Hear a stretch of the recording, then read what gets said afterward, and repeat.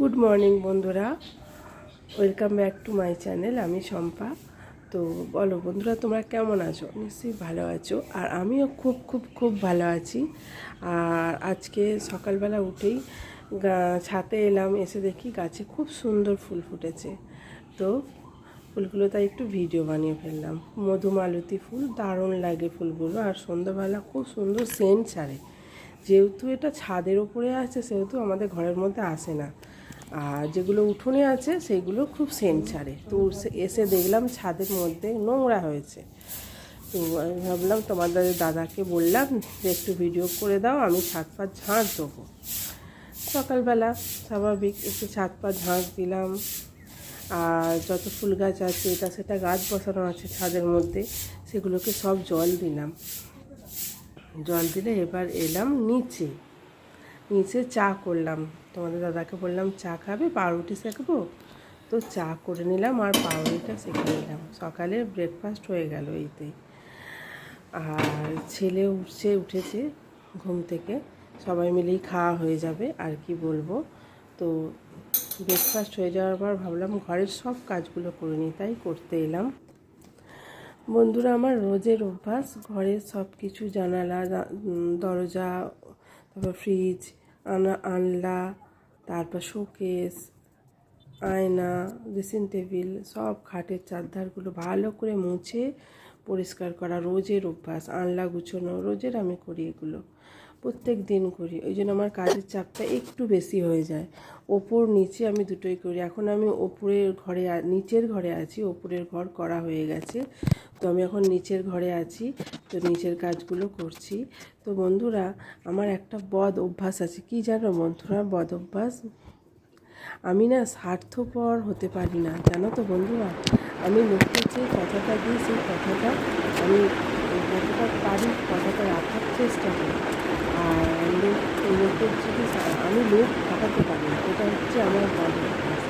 আমি যদি জীবনে লোককে ঠকাতে পারতাম, তো আমি অনেক কিছু হয়তো করে দিতে পারতাম। লোক ঠকাতে পারি না, কেউ ঠকালে সেটা চুপি করে থাকতে পারি না, আমি বলে থাকি।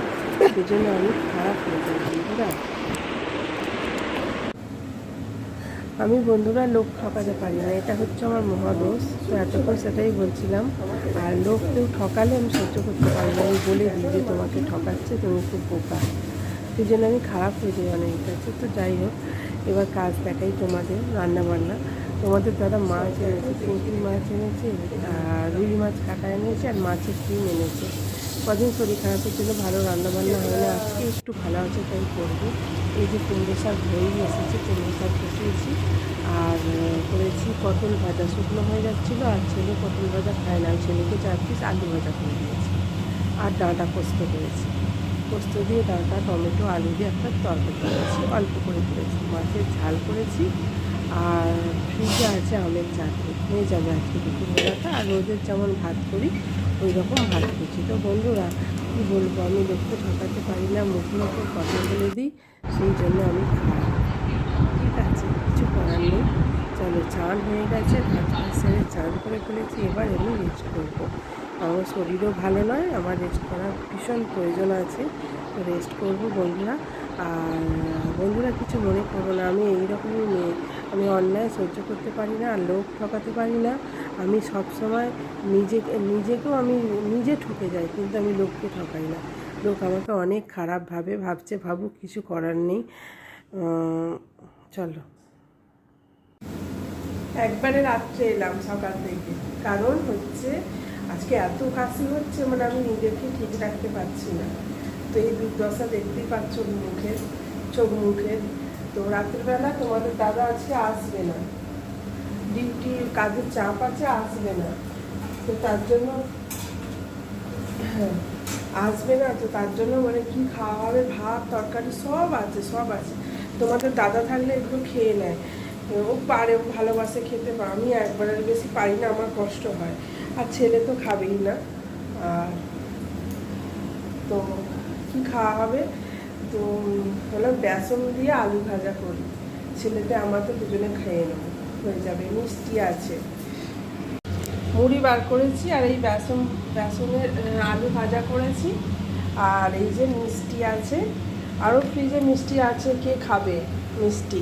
তোমাদের দাদা ঘরে থাকলে যা জিনিস হোক ও সব খেয়ে নেয়, ও খাওয়ার কোনো বিচার নেই, যা পায় তাই খেয়ে নেয়, মাখিটাকে খেয়ে নেয়, খুব ভালো খাওয়া। কিন্তু আমি আমার ছেলে খেতে পারি না, আমাদের অল্প অল্প একটু একটু করে খেলেই আমাদের পেট ভরে যায়। তো চলো আজকের মতো ভিডিওটা এইখানেই শেষ করছি, আর বাড়াবো না, আর বাড়ানোর কিছুই নেই। মুড়ি খেয়ে নিয়ে ইচ্ছা আছে একটু এলবি করবো, দেখি কী হয়। চলো টাটা, আবার দেখা হবে নতুন একটা ভিডিওর সাথে।